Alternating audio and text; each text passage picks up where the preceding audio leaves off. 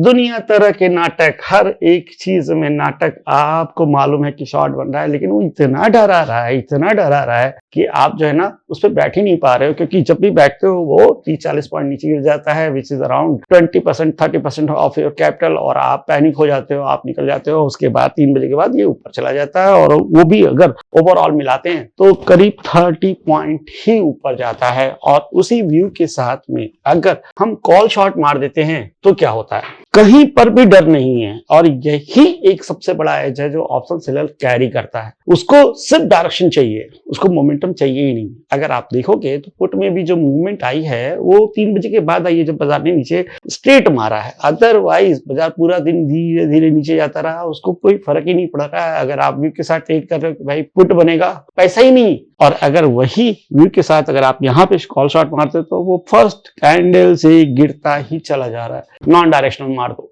26,050 का कॉल और पुट दोनों शॉट मार दो, 80 पॉइंट 86 पॉइंट एक में मिल जाएंगे, चलो 70 पॉइंट मिल जाएंगे, दूसरे में 30-32 पॉइंट चले जाएंगे, 40 पॉइंट फिर भी घर लेके जाओगे। तो ऑप्शन सेलर को क्या फर्क पड़ा कि तुम किधर जा रहे हो, कहीं पे भी जाओ, मैटर ही नहीं करता है। ऑप्शन सेलर का ये सबसे बड़ा एज है। और मैंने इसकी लिए अपडेट भी किया था कि बाजार के दिन में रहने की चांसेस हैं, जबकि मैं गलत हुआ हूं। बाद में बाजार ने बहुत डाउन साइड भी मारा है, लेकिन ऑप्शन सेलर जो मैंने कमेंट किया था कि ऑप्शन सेलर यहाँ लीड करेंगे, वो अभी भी लीड कर रहा है। और ये सबसे बड़ा टॉपिक है अगर देखा जाए तो ऑप्शन ट्रेडिंग का, कि एज कहाँ पर है।